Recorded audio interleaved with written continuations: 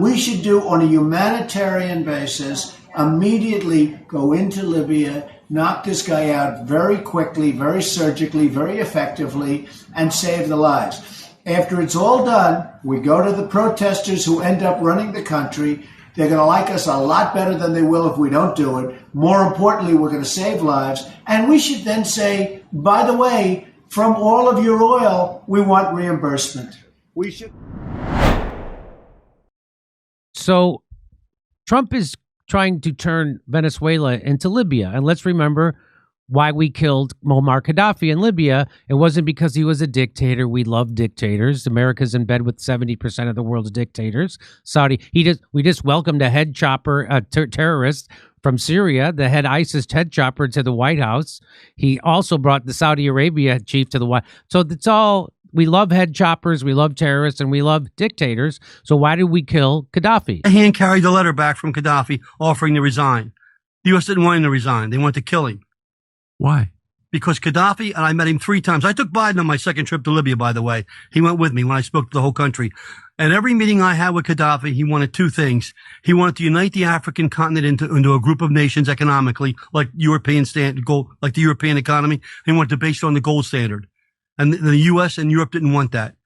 And the other thing is they wanted control of his oil, and they wanted control of his sovereign wealth.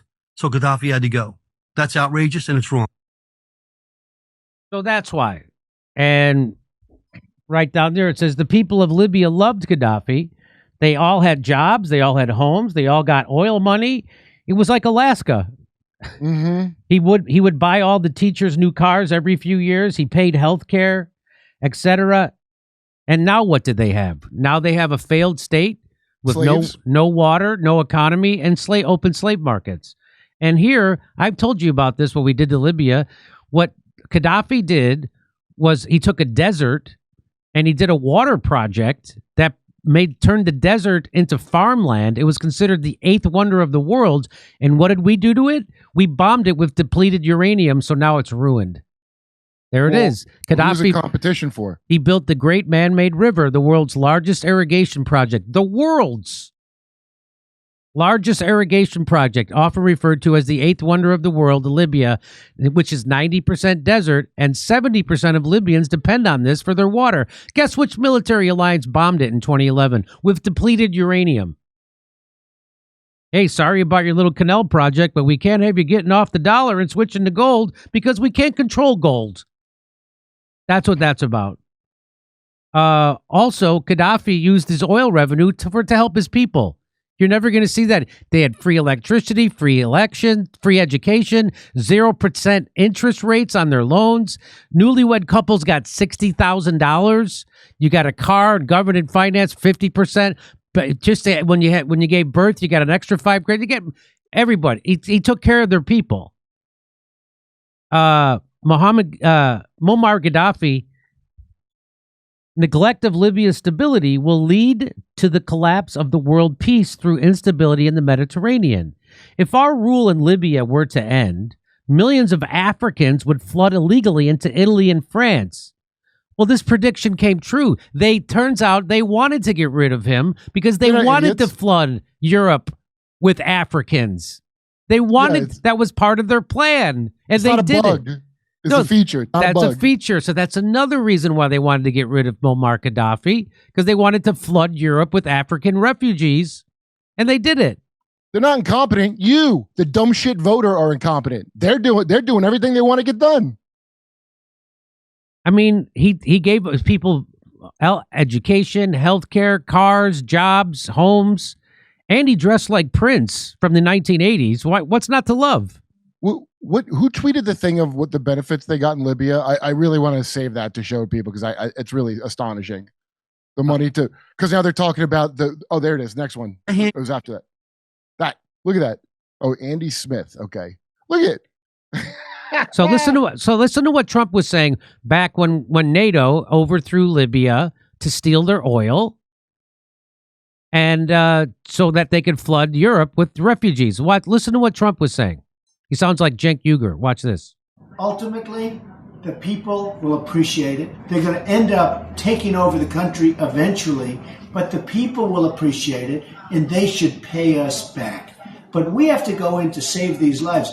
We should do, on a humanitarian basis, immediately go into Libya, knock this guy out very quickly, very surgically, very effectively, and save the lives. After it's all done, we go to the protesters who end up running the country. They're going to like us a lot better than they will if we don't do it. More importantly, we're going to save lives. And we should then say, by the way, from all of your oil, we want reimbursement. We should have said, we'll help you, but we want 50% of your oil. They would have absolutely said, okay, 100%. In fact, they would have said, how about 75%?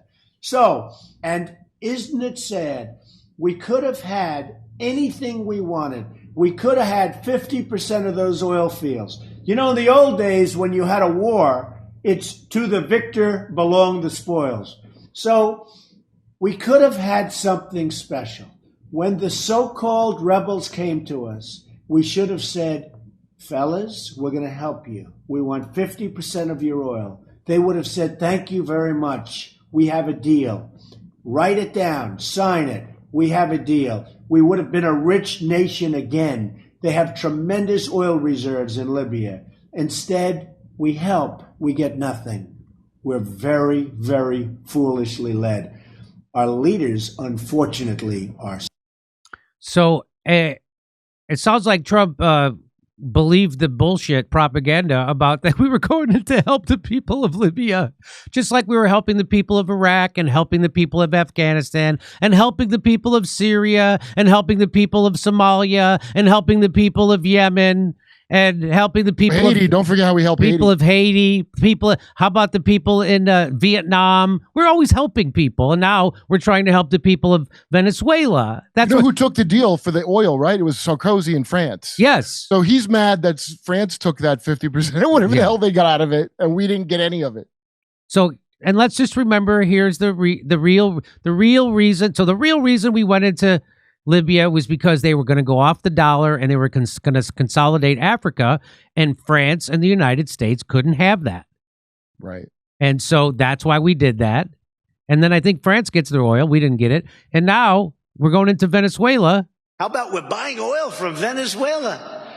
When I left, Venezuela was ready to collapse. We would have taken it over. We would have gotten all that oil. It would have been right next door.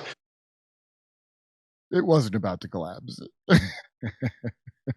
Come see me on tour in Pottstown, Pennsylvania, Waikiki, Hawaii, and the Comedy Store in Los Angeles. Go to jimmydore.com for a link for tickets.